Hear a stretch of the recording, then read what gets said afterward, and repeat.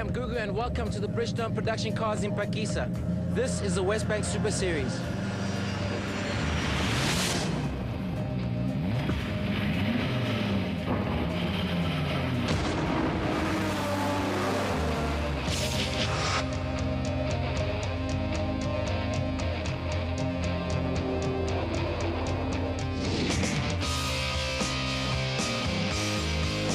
In this show, Bridgestone production cars from the Phakisa freeway. It's been a long time coming, but we're eventually here, and the battle will resume on the black stuff.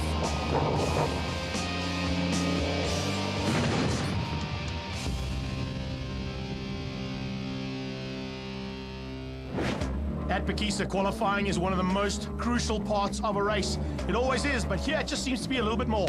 Brand new driver making his debut in the tin top, Adrian Zaug, stepping across from the A1s into Bridgestone production cars. But he wasn't quick enough to beat Reggie Roots or the other BMW of Melville Priest.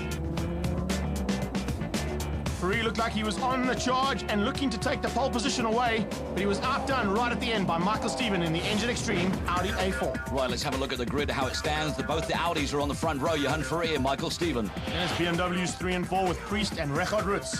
And of course, a lot more coming your way. Adrian Zaug, our visitor from overseas, and then Chop Sapuka. And another BMW just behind Marco Acunha's first of the Nissans. Then Richard Pinnard in the Subaru and Henny Groenewald. Michael Stephen, you've got to be impressed. Your first pole this season. Yeah, I'm really happy. Yesterday was Friday the 13th, and I think that proved for us to be the case. We just had a lot of niggling problems throughout the day. The mechanics worked through the night, made some changes, we made some small setup changes, and it all came together for us. So, thanks to the team, they did a great job, and yeah, we're happy with the result. Let's see if we can keep it at the front end of this race as race 1 of the 6-lap sprint races starts down towards turn 1. This format of racing has definitely improved what Bridgestone production cars has been all about this season. And as they go down towards turn 1, we're on board with Davy Olivier. He's a little bit further back than what he'd like to be behind the other two Subarus. But right now at the front, it is Audis 1 and 2. And in fact, it is the Indy Oil Audi who hits the front for the first time. Of course, this is very important because they've had such a big layoff as well. And of course, race fans have been missing this kind of racing. But we're back and we're live and the action's going to be hot. There's no doubt about it. Onto the brakes into turn number 3 now. And well, tight stuff between the two Audis, BMWs 3 and 4. Then it's the Nissan of Acuna. Missing his teammate this weekend, Leroy Poulter, not making it down to Phakisa Freeway. Check the dust in the background. Man, these guys are going all out. Absolutely, and of course, one has to feel a bit sorry at the moment because Anthony Taylor hasn't had it all his own way over the weekend, particularly on Friday, and now we're in the race, and I think that restrictor is going to pay a lot of problems for him. I just want to say the fact that the 3 Subarus at the back of this field, that's a big turn up for the books. Remember, they're the guys who did all the damage at the last round. Now, believe it or not, as we go on board with Richard Roots, this is the Rough Rider BMW, trying to close down on Melville Priest as they head up towards 5 and 6 and onto the back straight. Yeah, either he has a dirty windscreen or otherwise, you're right, that track is really dirty. Not easy to drive in these kind of conditions, especially when the Bridgestone tyres haven't warmed up just yet. Remember, this is only lap number 1, and already Davy Olivier has outdone his 2 teammates or stablemates in the other Subarus. Zaug right at the back in the Lotus. Yeah, what was surprising for me as well is it raised eyebrows is how competitive the Audis were and on what great times, particularly Johan Ferrari. I think he's back to his best. There's no doubt about it. I think the tricky conditions with the track surface is helping the four-wheel drive. The Quattro system on these Audis, there's no doubt that they're using it to get ahead of the turbocharged cars.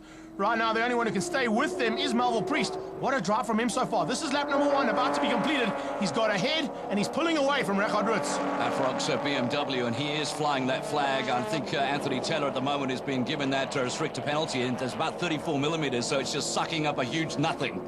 Onto the brakes and into turn 1, completing lap number 1, and all of a sudden, it's the Cunha, Chop Sapuka, Olivier. There comes Taylor. As we said, he's battling a little bit with that restrictor, but Davy Olivier is starting to put some pressure onto the back end of Chop Sapuka, and I think it's a matter of time before we see this Subaru hit the front. Well, it'll be nice to see the other Subarus hitting the front as well. We're actually, as far as I'm concerned, lucky to have them on the racetrack at the moment with all sorts of contentious issues going on, but the fact remains is we're racing and the Subarus are here. Yeah, and look at that. There goes Pinnard, the brand new Subaru on the outside. He was the quickest qualifier out of that Subaru crew, but unfortunately now right at the back as Zaug sneaks through in the other Tim Ken Lotus. So these guys, absolutely amazing stuff, but Pinnard getting it completely wrong.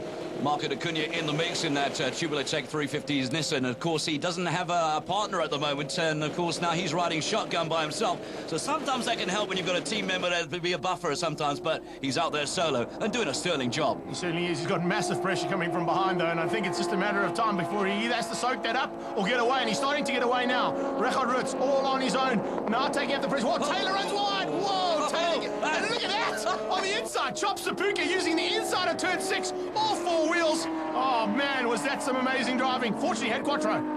Yeah, no, eyes wide shut there as well. I tell you what, these Audis really hold their line, and particularly when you get on the rough stuff. On board now with Davy Olivier. Right in front is the Rough Rider BMW. It is Richard Roots at the moment, and he's been putting down some quick times as well. And we'll look more for the next couple of races coming forward on our way to Smarts Cup, the next one. He's starting to improve, though, Greg. There's no doubt about it. He's got what it takes. He's got to grips with this BMW. Remember, he's still in the old car. He's not in the new generation BMW, but he's doing everything he can. And right now, out-doing the championship contenders. And one of them is Taylor. Whoa, a little rub there between him and Olivier across the line. Davy Olivier sneaking through. Will that Sassel car get through? Yes, it will. Only just on the brakes. The all-wheel drive works. Subaru goes up the inside of Richard Roots. And Rootsy has to just take, that second place in that particular battle. And now we look from behind. So we've got a rear-facing and a forward-facing. And here comes Taylor. Well, I'll tell you what, I mean, the season's been about consistency for them, Greg, as well. I mean, if you think about it, they're the 335i's. It's a twin turbo. They've really had good consistency with those turbo. They haven't blown up one yet. Whoa, speaking of consistency, you don't get much more of a consistent rub than that. Check at that. Taylor having a problem. He got tapped by Chop Sapuka, and here comes Zaug. Zaug around the outside. Oh, Sapuka tags him. And Sapuka tags Adrian Zaug, and the Midas Group Lotus is parked on the sideline, and that's a welcome return, or in fact, welcome rookie drive to Adrian Zaug. Yeah, you may be the smiling son at the moment, but I'll tell you what, welcome to Phakisa, Adrian. This is how you do it in Bridgestone production cars. Not like you see in the single-seaters where they lock wheels and possibly turn over. No, you just get tapped out and parked on the sideline. Well, that's the case, and it's going to certainly destroy his chances at the next race. Oh, he's definitely out there. And that's going to be a lack of points as well. Big troubles for Anthony Taylor. Well, safety car with 1 lap to go. We've got a 1-lap sprint race now as they come across the line. Look in the background, Davy Olivier looking very dangerous. He wants to get past Acuna as they go into turn 1. Acuna, the Tubular Tech Sam racing machine, absolutely hauling through turn 1, trying to get past Priest. He's got to worry about this man. Olivier is absolutely flying through this last lap, and this is what it's going to be. 5 cars in with a chance of a podium. Johan Ferrari, Michael Stephen, Melville Priest, and it is Leroy Poulter, and there is the Subaru, Davy Olivier as well. This is getting exciting. Down towards the toe of the boot, and all in tow in the background you can see on the braking markers. Let's have a look and see if they can get anything done here. No, not quite. Here comes Zaug. Zaug might sneak up on Pinard. That's the only move we saw into this toe. Now they head towards the Coke bottle. On the left-hand side, you'll see, and as they come into this corner, no changes in the top 4. Line astern for these guys, but Pinard also managed to keep that man at bay, and Zaug has to find another way around. Of course, I mean, hopefully that car will get through the whole race meet without any problems. I have been told that there have been some improvements on it, and of course, when you've got that and you've got Adrian Zaug driving it, it could be competitive. Onto the back straight. Very different camera angle here, and you can see that we're working hard to bring the action to you. This is the speed that they go onto the back straight, probably about 140, 150 k's an hour, and they just absolutely bury it down the back straightaway. 220 k's an hour as they bank it right into the right-hander. Can Melville Priest find a way past? Michael Stephen is making that A4 as wide as an A8, and possibly even running a W12 engine in it, because this BMW of Priest, even though he's got less weight on the car than Michael Stephen has got, he's not going to get past him. There's only 1 corner to go. Certainly it shows right now. Johan Ferrari certainly has the lightest car at the moment. That's going to pay handsome dividends for him. Checkered flag is waiting. Top 5 cars. Audi's 1 and 2. BMW 3rd place. Nissan in 4th. And a Subaru in 5th. That's the way production cars should end up. 4 manufacturers in the top 5. All right, let's have a look at those results at the moment. Johan Ferrari in the oil. Michael Stephen, Melville Priest, Marco Acuna. Davy Olivier eventually in 5th place, winning out the battle of the Subarus ahead of his stablemate Richard Pinard. Adrian Zaug, a credible 7th place, and Chop Sapuka 1 lap down in 8th. Johan, back to winning ways. This is what we remember you for. You must be absolutely stoked. Yeah, no, for sure. The India Audi was performing beautifully. Like I said, I knew we had a consistent car. I was eager to go for the races. We had a good start on Michael. I said I'll be lenient if I'm there. I'll let him go. But I mean, I had a good start. I was right there next to him, so door by door. I had my line. There was no effort. We didn't touch it all. And then since then, I just put my head down. Hopefully, we got the fastest lap as well. So the car was very consistent, and I seemed like Michael's got the beam covered as well. So the car's quite strong. Big celebrations for our top 3 drivers, but they now move to the back of the grid as we invert the grid for race 2. 6-lap sprint race once again. Olivier on pole. That could be dangerous. It will be dangerous, there's no doubt, because when he gets a sniff of it, Davy Olivier is, I'll tell you what, in the pound seats, and he can drive too. Watch out, down the inside, there's Melville Priest there as well. On the outside of him, Marco Acuna, who's got the better line. I think Melville might actually be able to squeeze past him. On board right now with Melville Priest. Best move of the day came from Groenewald, the man we're looking at behind here. He came right from the back of the field up to 4th place and outdid Fourie. Race 1 winner has been outdone by his arch rival, Henny Groenewald. Remember, they've been going at it for years. So there's no doubt that there's going to be no love lost between the Subaru, the Timken Subaru of Henny Groenewald, and that Indy Oils Audi right behind him. He looks for a way around. Here comes De Cunha. De Cunha's going defensive, keeping Priest behind him. Look out for Michael Stephen. He has to get through the field very quickly. Yeah, and Fourie will also be wanting to get on a charge as well, because I'll tell you what, he's had a taste of victory and a taste of big points. And of course, the inverted grid right now, coming from the back, he's going to have to find a way through here, which I think there's a possibility that he can. Well, I think he's definitely got the car to do it. It's just a matter of timing. There's only 6 laps to do it. That makes it even more difficult for these guys. Remember, they've got to also try and keep their cars together for the big race at the end of the day. Race number 3, which is coming your way very shortly. Right now, though, they're all on a charge trying to catch the Sassel Subaru out front. Zaug and Pinard at the back, going head-to-head like they did in the first one. Yeah, notice how Anthony Taylor's not there with Team Afrox, so Melville Priest is having to fly the Afrox flag by himself. Indy Oils Audi, Johan Fourie on a charge. Yeah, just blasted past the Subaru there. That's the weight difference. You can see Henny Groenewald running a little bit more success ballast in that car than what Johan Fourie is able to do. And as I said, both of those cars are 4-wheel drive or all-wheel drive in the Subaru's case, so there's no difference in terms of the ability to hold the line through the corner. The ability came there from weight. Yeah, 100% correct on that one. We've certainly noticed that as well. Still our leader, leading this race, the second sprint race. Of course, it's Davy Olivier in the Subaru. Where's the other one? Richard Pinard was in the mix earlier on. Where he's not there anymore, is he? Yeah, he's just at the back, unfortunately, not getting through the field as quickly as what he liked. He's still behind Zaug. So it's a Subaru at the front, a Subaru at the back, a big sandwich in the middle, and there's a whole bunch of competitors looking to maybe make the meat in that sandwich. I wonder what those ingredients would be called, Greg. Yeah, I don't want to go into that one. De Cunha, the Portuguese flyer, absolutely hauling at the moment. He's still running the Portuguese flag on the side of his wings. Feel it is here. Well, he thinks it's still here, isn't it? Fortunately, 2010's gone now. We can get back in race. Absolutely. You know what? Whether he plays football or races cars, who cares? He's still flying that Portuguese flag. Oh, look at that. Johan Fourie down the inside has a go at Melville Priest and is weaving all behind him at the moment. Melville Priest has got him larger than life. A little tap there. A love tap, just a love tap, just warning that he's there. He's showing him a wheel, showing him that he's there, making Melville Priest make the mistakes, because he can dictate the pace at the front. Look at the BM pull away there. Man, that is some serious ponies in that car. Here comes Zaug. Zaug has got through. Henny Groenewald's got a problem. Groenewald has dropped completely out of it. Where's he gone? He was in 4th place. He's now right at the back of the field. What a pity there for the Timken Subaru. This is not going to be a great weekend for them. We're on lap 5 of 6 at the moment. Still, Davy Olivier being chased down by Marco Acuna. Then Johan Fourie, Melville Priest, and then Michael Stephen is still grinding away in that Audi. He wants to get past the BMW. He needs to, but unfortunately, he's carrying huge success ballast. One of the heaviest cars out there is Michael Stephen. The other one, of course, is Anthony Taylor. As they come onto the back straight away now, Adrian Zaug still in the mix, but no sign of Pinard, and unfortunately, Henny Groenewald has also gone. You know what I love about this Bridgestone production racing is the fact that on success, there are penalties, and you have to balance it, and it's really, really difficult because ultimately a driver wants to win races. The idea is to win the races and get out there and be on the top of the podium, but unfortunately, you have to also go against the success ballast and, of course, the restrictors put on some of the cars. Right now, there's no problems at the front end for the first 2 cars. The battle is for 3rd place, and it's 2 Audis and a BMW going at it, hammer and tongs. Michael Stephen for Terry Moss Racing at the moment. He's going to be wanting a big result. I mean, Terry hasn't had great success, and he knows that these Audis can do better. And, of course, when you've got Michael Stephen in the seat, oh, well, we're talking about points. Well, 1 lap to go is what Michael Stephen has to do. Can he get past Melville Priest? Can he catch the Indy Oils Audi, who's now up to 3rd place? So it's Davy Olivier from Marco Acuna. That's the Sam Racing Nissan just behind the Sassel Subaru. There comes the Indy Oils Audi, and behind him is the Afrox BMW of Priest. Priest is under massive pressure. Davy's got this one in the bag. I don't think he has to worry too much about Acuna because he definitely has got some great pace around Phakisa. And what a welcome return to racing. This looks like it's going to be his first victory since he's come back. Melville Priest is driving really well. Oh, hang on a second, look at this. Marco Acuna is slowing down. He's slowed down completely. Looks like he's gone into limp mode. Unfortunately, the Sam Racing 350Z is out of contention. That is a big pity. he was going to score some huge points there, and well, it looks like it's the end of the day there. He'll circulate, maybe get to the finish line, and hopefully he does that so he can collect those points. But right now, this Subaru has got a massive lead over the India Oil's Audi of Johan Fourie.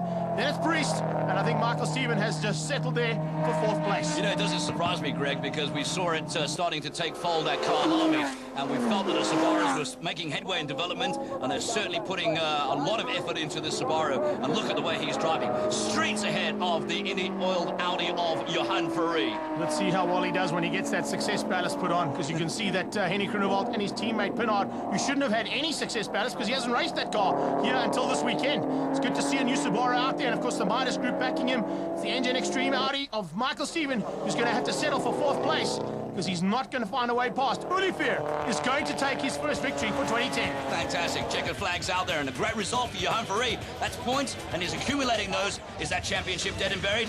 Looks like it might be. Have to wait and see. Right now, it is a success in the 2nd race of the day, and that goes to Darby Olivier. Johan Fourie finished up in 2nd place in the India Oil Audi. Then it was Melville Priest, Aprox BMW, Engine Extreme Audi of Michael Stephen, and then Richard Pinard in the Midas Group Subaru.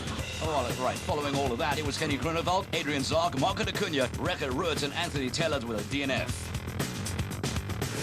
Darby Olivier, the Subaru was on form today, there's no doubt. Yeah, luckily, I mean, we had a bit of quite a few problems and all of that. We prepared the car, it was well off the pace and all that, and then we also got a little bit of a dispensation to bring the car back to competitive form, and it was a fantastic race. At this stage, I must just say thank you to Timken and to Subaru and to Cecil and everybody, all of our sponsors. I mean, this is what it's all about.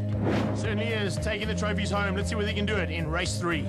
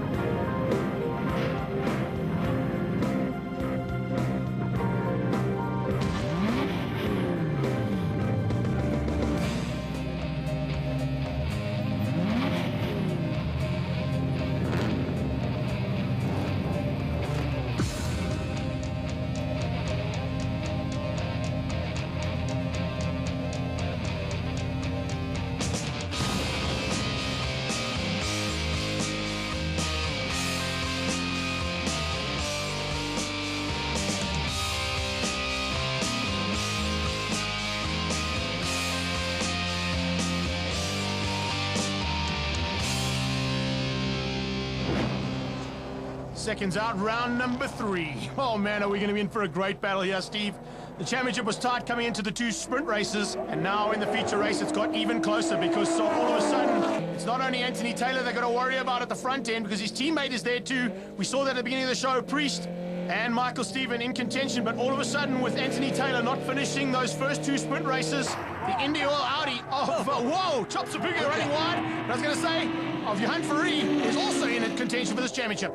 Just imagine what Adrian Zark is feeling in that little Lotus Aziz at the moment. Looks like double-decker buses are going past him. Certainly does. I think with the size difference in the cars, he must be a bit concerned. In fact, he has been tapped out already by Chop Sapuka, and he's being forced wide in the background too.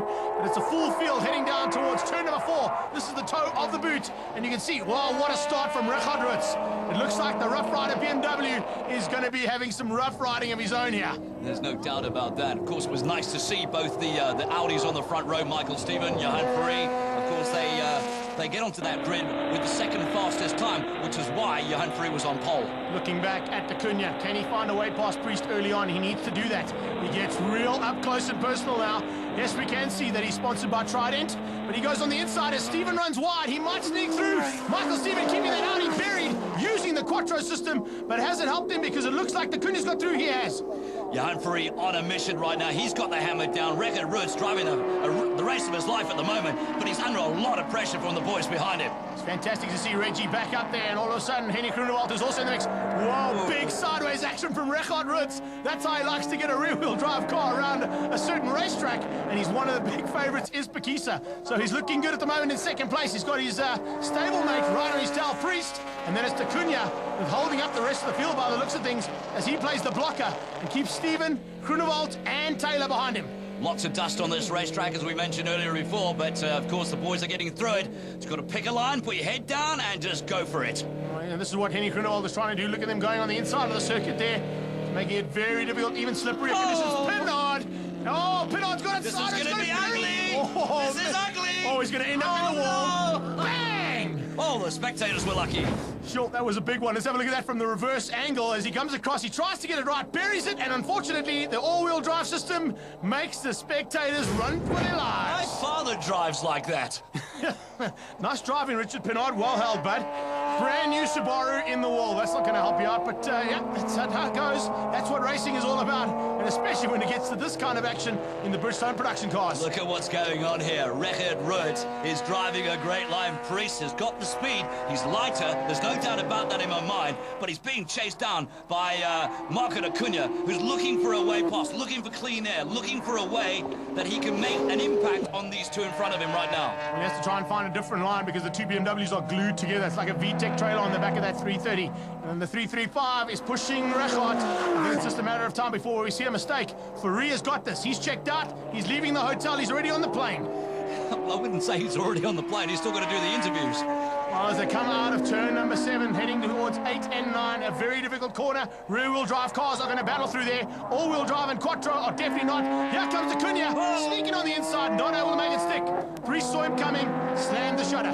Yeah, of course, Melville Priest has been talking about this, how much of an advantage the Audis do have, and quite rightly so. But you know what? I mean, he's driving this race superbly at the moment and putting pressure where it needs to be put.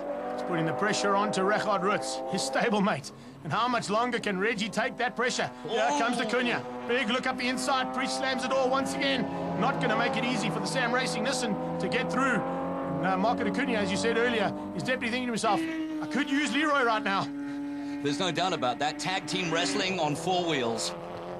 Especially when you got Record Roots and Melville Priest ahead of you. And the two BMs absolutely glued. There's no doubt that this is the battle to watch on the track. At the moment, it is for second place. And who is going to take the second place away and take away those valuable championship points from Anthony Taylor, who's right out of it? Rough Rider BMW, Afrox BMW, and the 350Z Nissan. This is a middle battle at the moment here because, as you say, Johan Fourie is checked out. Can you believe the gap that they pulled on 4th place? It's just amazing to see how these guys have worked these cars to the limits of those Bridgestone tyres, and hanging on for dear life as they come into the closing stages. It looks like Record Roots has done enough. Can he keep these boys at bay? Oh, I don't know. Priest has a big look. A big look up the inside there. He's going to get drive. He runs wide. Watch him get the drive out of turn number 6 now onto the back straight. All 3 of them keeping it on the inside. Let's see whether or not he gets into the slipstream. Record Roots might get caught out here by Michael van Rooyen, who's on the inside in the Class T. Oh! Watching him. He was watching the Ford as they went through, and look at that. There goes Priest. Oh, Marco Acuna gets through as well. This is unbelievable. What a turn of events right on the last corner. This is amazing. Acuna sneaking through there, using the line that the Afrox BMW just opened up for him, and all of a sudden Record Roots had no answer. He was watching that Ford, got caught out, and as they come across the line, Fauria's going to take the checkered flag. He'll take the overall victory, and that means he'll get the overall driver of the day from the Car Magazine Challenge. Fantastic racing here at Phakisa, and what a result from also Melville Priest. He hung in there, he put loads of pressure on Record Roots, and of course this is a defining moment because he picks up big points. Fourie takes it from Priest. Acuna in 3rd place, Roots in 4th, and Anthony Taylor well recovered to 5th place. Not too bad, not too shabby. Davy Olivier, Henny Groenewald, Chop Sapuka, Michael Steven, and Richard Pinard brings up the rear with a DNF. What a scintillating race. And finally, on the podium, Marco Acuna. Brilliant racing. Oh, it was a great race. But first of all, I'd just like to thank the team. You know, in the second race, we broke an engine, and they did such a great job to get the car ready. So a big thank you must go out to the team, and this podium is for them. You did a great job today. Yeah, you know, our car's been good. we followed Riegaard that whole race. I was quite a lot quicker than him, but I wasn't wanting to risk it too much. The car was a little quick in the straight lines when I got to the brake markers. I wasn't there, but it was a good race. And then he made a mistake on the last lap. We got through, and then the second place for the day. Excellent for Team Afrox. I'm so happy. Overall first for the day. It's been a long time coming, don't you think? Yeah, since my second last race of the championship last year, yeah. So today I picked up 3 trophies, which was the most this year, because I think it's the second trophy this year. So yeah, positive and very good, and yeah, got a couple of trophies to take home for it. So awesome. Celebrations on the podium, but the man that they're going to be most concerned about is Anthony Taylor, only scoring 8 points at this round. Melville Priest, Michael Stephen and Johan Fourie all of a sudden are now back in contention for this championship. 3 rounds to go as well. The possibility of a new champion or of the reigning champion.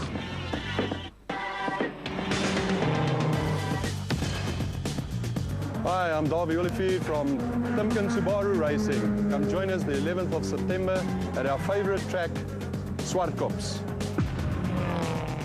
See you there.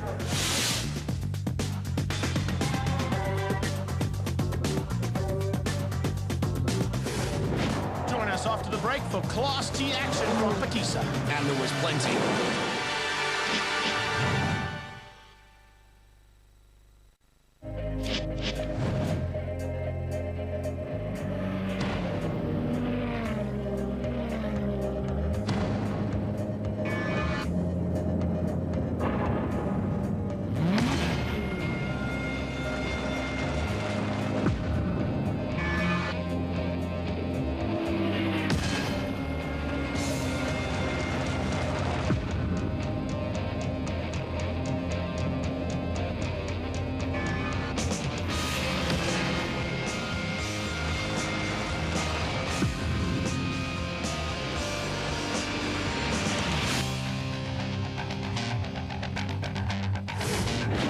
With 11 points in this championship, there's nothing in it between the top 3 drivers, as you've seen.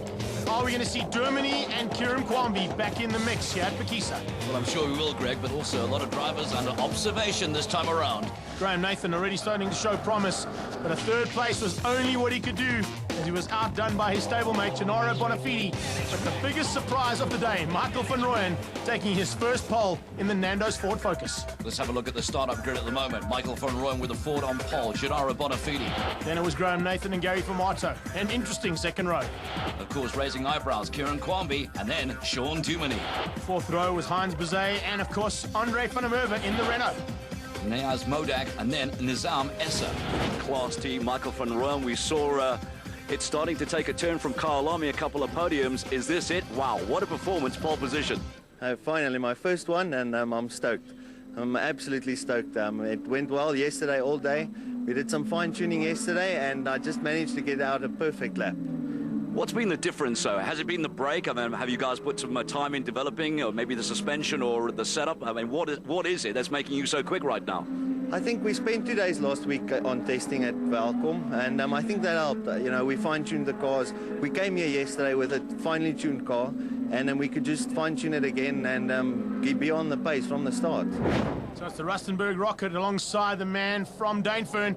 Graham Nathan would like to get up there as quickly as possible and possibly outdo the 2 Fords that are going to be just behind him. We're on board with one of them. This is Sean Duminy as they head towards turn number 1. Lights are out, we're racing. There's 3 Fords, basically line astern into turn 1. This is going to be really, really exciting as well. 2 sprint races back-to-back, as you say, Greg. And, of course, with everything that's come before, as we get to this round, they will need to keep their noses clean. Clear as nose coming out of turn 1 was Bonafides, and he's outdone the pole man, Michael van Rooyen. And it's Formato, tucked in behind Formato's Graham Nathan. Here we go. Oh, we're in for a great race. Kieran Kwambi's up there too. A good start from the youngster. So the Interfile tires in Transit GTR. Right behind him comes Dermody, 3rd of the Ford Focuses. And then it's Berza in the Mazda. Yeah, Sean has been a bit disappointing, as he said to me earlier on, because he just hasn't found the pace. The other 2 are working really well. Although, Gary Formato says all 3, their package is really, really good. But Sean Duminy lagging. On board with Graham Nathan as we see the 2 Fords starting to put the pressure onto Bonafide, and it looks like it's paid off. Van Rooyen goes through. Can Formato do the same? Yes, he can. In fact, he compromised the line there for Bonafide. As Nathan goes around the outside, he might sneak up to 3rd place and outdo that Ferrodo GTI. He's done it. Michael van Rooyen is on a mission. It is so nice to see. What a great guy he is as well. On board with Sean Duminy, just in front of him, Kieran Kwambi, and he also is got to start making some points and make it count, Greg. I just love the fact we've got Nathan's Motorsport versus Ford Motorsport here. 3 Fords and 3 GTIs. Just behind comes Berza in the only MFC Mazda. Because remember, his teammate unfortunately crashed out during the practice sessions and actually destroyed the engine. So unfortunately not able to build the car. But I'm sure we'll see George Smallberger back in action when we get to Zwartkops. It has been frustrating from them as well because they tend to need engine parts or bits and pieces for their car, and they just never seem to have them on site. Nathan looking for a way past Vermont as they come into the final corner to complete lap number 1.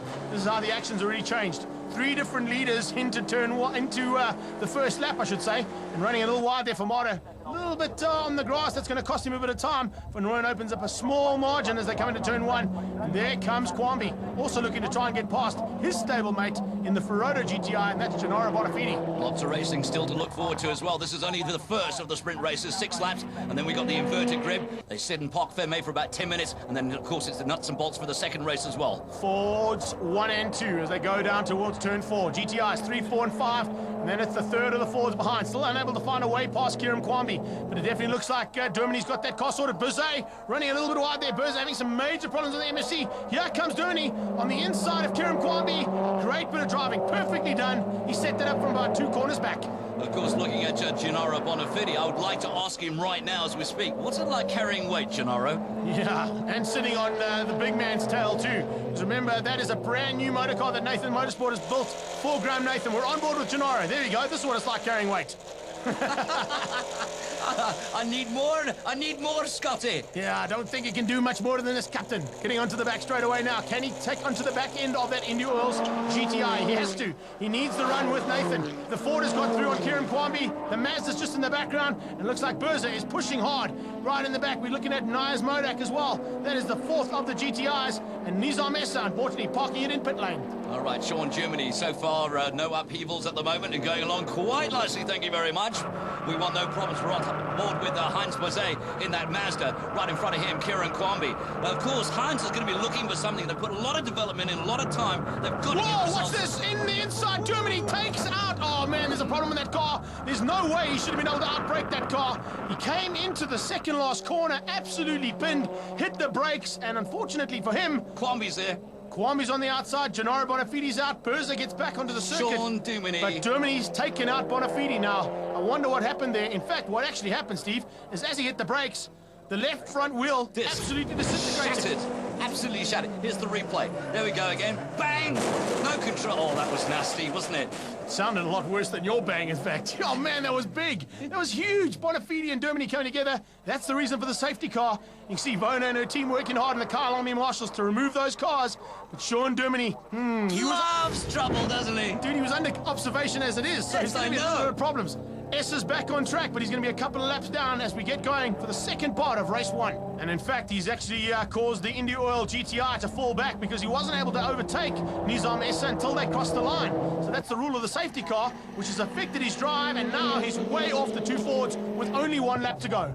Points are vitally important as well, and Graham's going to know that as well. But you know what? There's still a little while to go here, and he might be able to make a difference at the moment, but it is absolutely the Ford show as we speak. More importantly, he has to worry about the fact that Modak is right with him. So is Berza. Berza having to take evasive action during that incident, but it hasn't affected the car's drive at all. He's managed to get ahead of Nias Modak, and Modak looks like he's definitely on for a great day in the saddle. Well, in fact, Greg, he might even have a good shout for Rookie of the Day. Car Magazine Challenge and the Car Magazine Rookie of the Day. Yeah, there's definitely a possibility. $2.5 grand could be in his back pocket as he leaves Phakisa Freeway.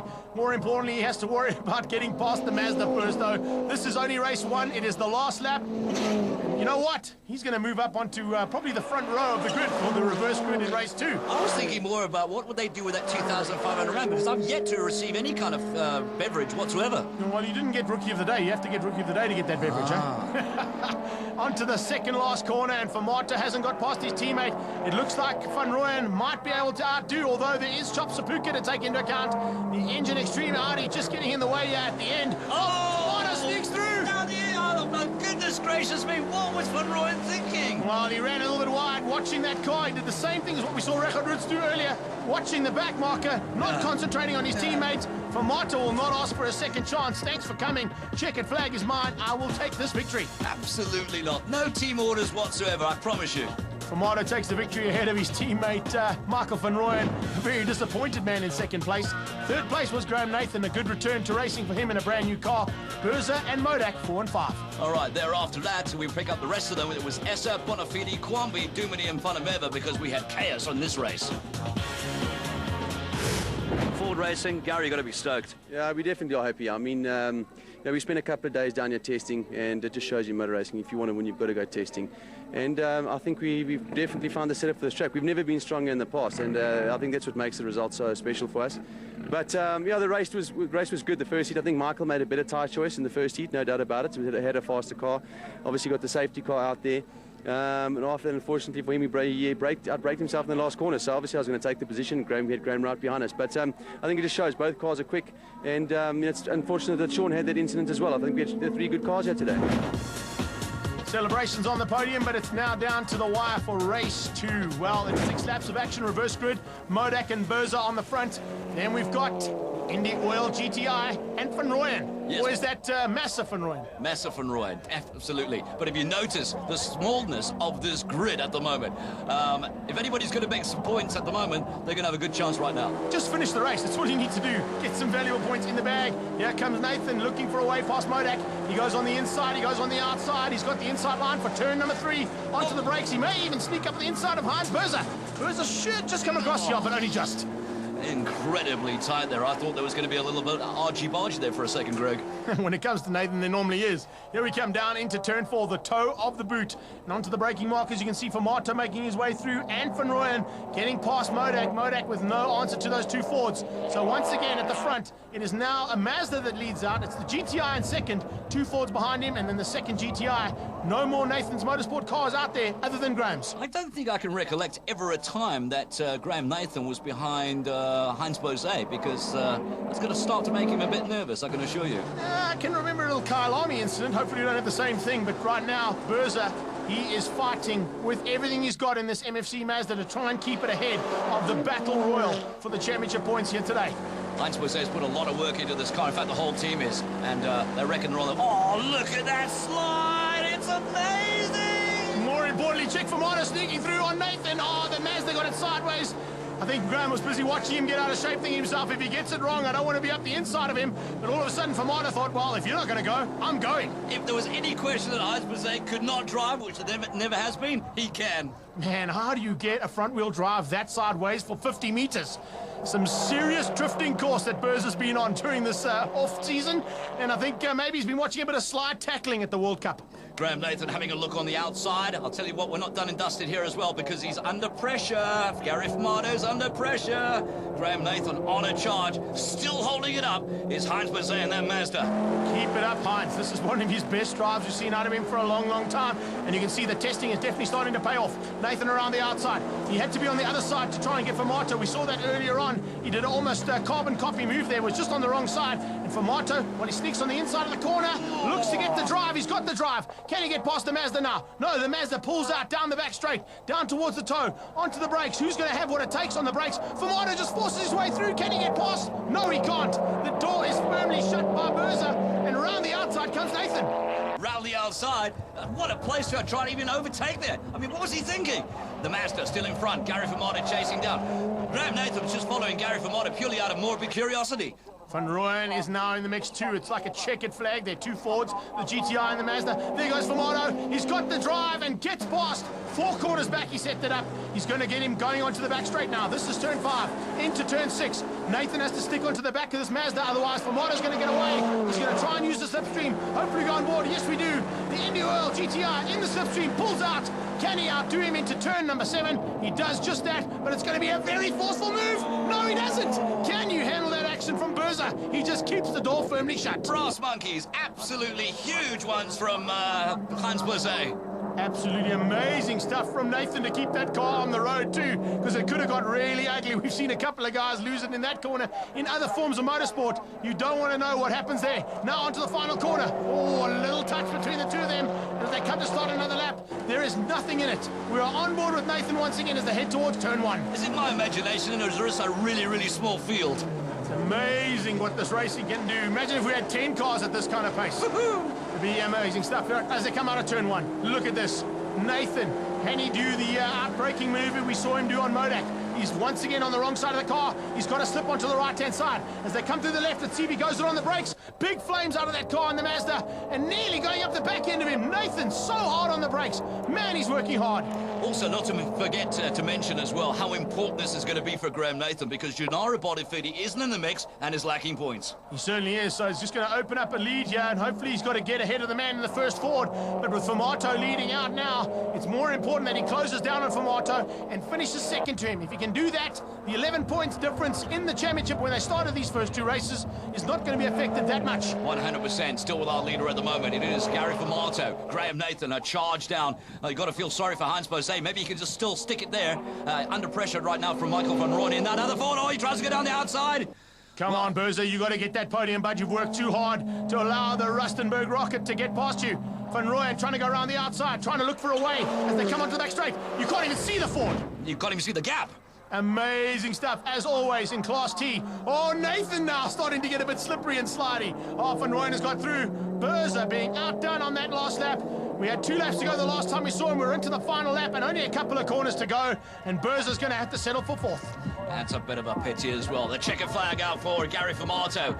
Graham Nathan picks up a second and valuable point. But the most important thing is Gary Famato eating into Graham Nathan's lead at the moment and also dropping Gennaro Bonifati in the process. Correct. It was 11 points as they started the second one. It's now down to 7 points back. 4 points in it with a feature race to come. There's your top 5.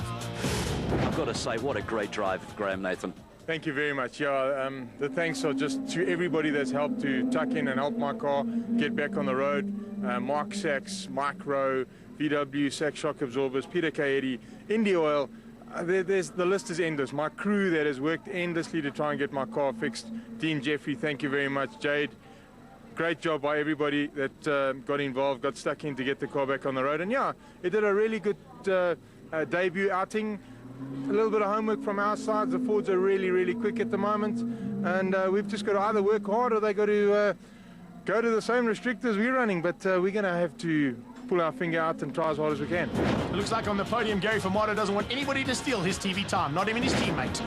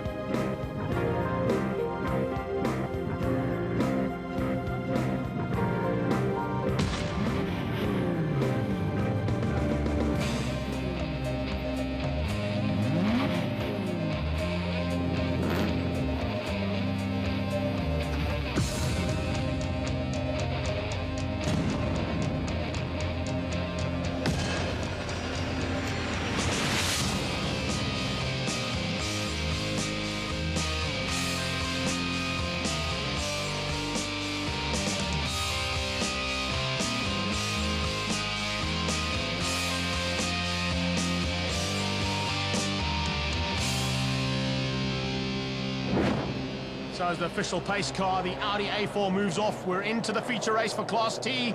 It's Fords on the front row, Nathan right behind them, but we're on board with Gennaro Bonifati heading to turn 1. Yeah, lucky to be back in this race. The mechanics obviously getting things stuck in there and getting him back on the starting grid, which is good news for him. Yeah, Nathan the Motorsport had a bit of work to do. As you can see, the battle-scarred Bonifati going into turn 1. Round the outside comes Berza. He's in the mix already with Essa and Modak. But Bonifati has to make up a lot of ground here. He's lost huge championship points. Famato is now second in this championship and leading on the road. So, a 1 and 2 for the Fords, and just behind that, of course, is Sean Dumity as well. The Gennaro Bonifati, the Mazdas are in there as well. They're all vying for some points here on this one, the theme piece. Into the toe and looking for a way past Van Rooyen early on. Graham Nathan realizes if he wants to take back the 4 points and maybe make up a little bit more ground between himself and Famato, he's got to get past Van Rooyen early on. Yeah. Van Rooyen is not going to make that easy for him. No, he certainly isn't. And of course, I do believe that Graham Nathan is quite aggressive at the moment. Not in a bumpy kind of way, but he really just seems to have his mojo in place. A slight mistake on the mojo from Van Rooyen. That might just give what Graham Nathan needs. Can he go around the outside? Looks like he can. He's tucked in behind Famato. He's forced a little bit wide. Oh, Van Rooyen, thanks for coming. Take that, Gary Famato. I'm going to show you how to drive and keep this man behind you. Yeah, I know. That's what we call team orders as well. Of course, they're all doing it for themselves. There's no doubt about it. All right, so still the leaders down as they'll go into that right-hander. Gary Famato, Michael van Rooyen. And they're starting to pull a little gap on the rest of 4th, 5th, and 6th at the moment, Greg. No doubt about it. Germany is the man in 4th place, all on his own, just ahead of Bonafide. I think Bonafide must be thinking to himself, whoa, I'm glad he's ahead of me this time. Maybe I can get a bit of retribution. Not that he's going to look for it, but it is, as always, 3 Nathan's Motorsport GTIs taking on the Ford Motorsport clan. Now, I have to ask the question as well, how much testing have they been able to do with Graham Nathan's car? I mean, it's a whole rebuild. Hardly anything. They went out to SWAT Corps a couple of days before they made their way here to Phakisa. And looks like everything's paying off in a big way here. He's got 2 Fords to outdo. If he can get past both of them, he will retain the championship lead, leaving Phakisa. There's no doubt about it. The Fords have been on the money. Their package has been really, really good. And even though Sean Duminy is starting to show a little bit of fight back here. Certainly is, but here comes the fight between the Fords and the GTI. Look how close these guys get. You don't get much better than that. In fact, you can taste the Nando's chicken coming out of that Ford. That's how close they're getting out. They come up towards the toe. Can he get through? Oh, what's happening in the background? Looks like Modak ran a little bit wide, but Gennaro Bonafide ran extremely wide. And maybe the handling problems on that car are not 100% because of that little tap between himself and Duminy. He's definitely battling a little bit and definitely not getting to grips with this circuit, considering the fact that it's got so slippery. Not much difference between these top 3 at the moment. They are starting to pull a gap as well. Let's have a look at what's happening on lap 5 of 12 in our main theme piece here. This is Bridgestone production car racing at its very best at Phakisa. Nathan has got ahead of Van Rooyen and closing down now on Famato. So if he keeps up this kind of pace, he's probably going to be in contention for the drive of the day from the car challenge. As he looks for a way past his arch rival. This is 1st and 2nd on the road, and it's 1st and 2nd reversed in terms of the championship, because it is Gary Famato who needs to eat into the lead that Graham Nathan has opened up early on. Yeah, nobody can complain about the weight issues here. By the way, how much does an onboard camera actually weigh? Absolutely nothing, but it's great to have them on there because otherwise we wouldn't get half the action that we do. Now they head onto the back straight. Let's see whether or not we can get the drive from Nathan. He goes around the outside of Famato. Watch this. He's going to take a very late apex and then try to slipstream the Ford down the back straight. There you see him running a little bit wide. In fact, he runs a little bit more, just keeping on the inside of the circuit. Look at the dust on the circuit, though. How difficult must it be to get those cars and those Bridgestone tires gripping when there's not much surface to grip on and all the dust on the track? Wow, this is absolutely brilliant. I've got to take my hat off to the 3 of them. They are really driving a clean race. They're giving each other room to do what they need to do. This is how we like to see production car racing. We don't want to see guys ending up in the wall early on. It's got to go down to the wire. Sass will flame out of that. Oh, he's got him. He's made a mistake. Nathan might sneak through here. They're still side by side. No. Fortunately, Gary Famato just keeping his wits about him as they came out of the 2nd last corner. And Van Rooyen sitting in the best seat in the house going, come on, boys. Let's put this scrap down to the wire. Let's go 3 abreast into turn 1. It's Nathan in the middle and the 2 piggies on the outside. Who's got what it takes on the brakes? It's a nursery rhyme. Oh, rhyme. man, that's good. That is so good between those drivers. And look at that, Famato in 2 corners has gone from 0 to 0, or from 1st to 3rd. I would love to see that again, because what was I seeing and I missed it? I can't believe he got through all of that. Yeah, unbelievable stuff, and unbelievable Nathan as always. Great on the brakes. Not many people can outbrake Graham Nathan when you're in that kind of situation. Van Rooyen tried, Famato lost out, and now Famato's thinking to himself, I've got to get past my teammate, and I've got to get past the championship rival. I would love to see a replay of that, because, I mean, how did Famato end up behind Van Rooyen? I mean, I was watching it myself. I can't believe I saw it. Van Rooyen's got some serious drive. You heard him in the interview. The testing that they've done here at Phakisa a couple of weeks ago is definitely paying off for both of these cars. And all of a sudden, the 2 Fords who are now 2nd and 3rd closing down, or trying to, on the Indy Oil's GTI of Graham Nathan. Modak runs wide again. Oh, the man, he's definitely working hard for his money today. Is that a chicken wing on his grill? Could possibly be. Kwame sneaks through there after that mistake. Oh, looks like Van Rooyen's getting it sideways. So is Berza. That's called a dust-up. Can you handle that action? Berza, looks like Van Rooyen's got a problem. Van Rooyen's slowing down. Oh, man. What a pity. The Rustenburg rocket has lost all fire, and now it's the Mazda and the other Ford of Duminy who have now retained 3rd and 4th. That's fantastic news for the Mazda as well. Hans Bozay really started to make things happen, and then the car it really looks good as well. The handling, very much improved. I think Sean Duminy's found a new sponsor for that car. It's called duct tape. He's definitely had to put that thing together with something. Look at the inside there. There's just white duct tape all over that car. But well done to the Ford team and, of course, to Nathan's Motorsport for getting those cars sorted out so that we can have all of them back here in the final stages, and we're on the final lap.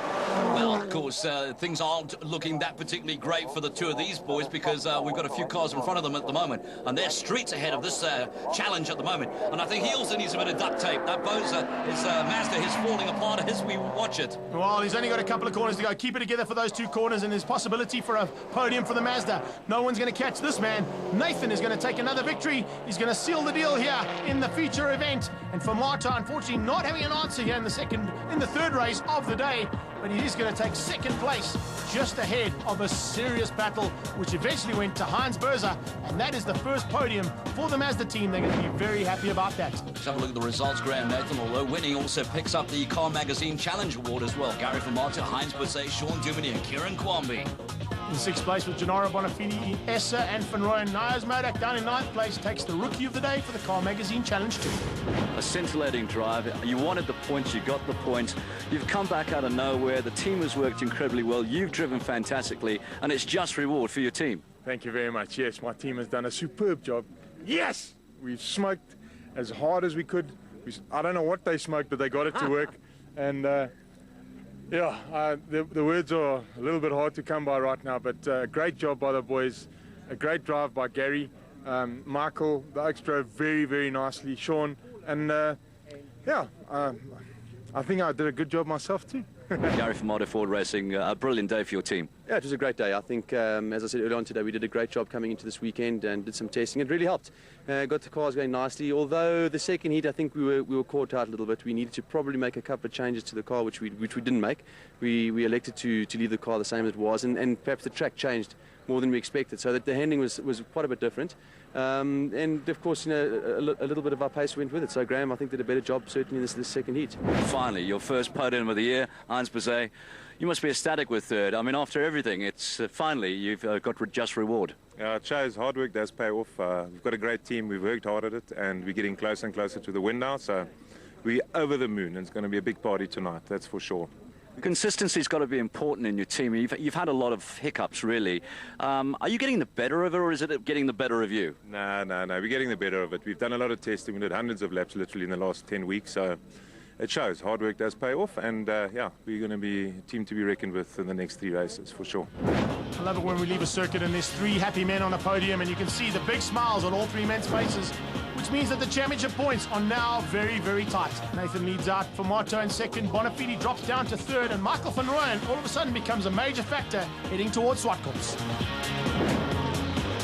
On the manufacturer's side, Volkswagen with a commanding lead over Ford and BMW.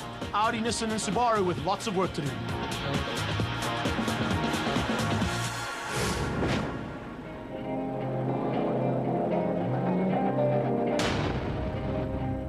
Hi, I'm Gary from Vermaata, Team Ford Racing. Come join us at Zwartkops on the 11th of September.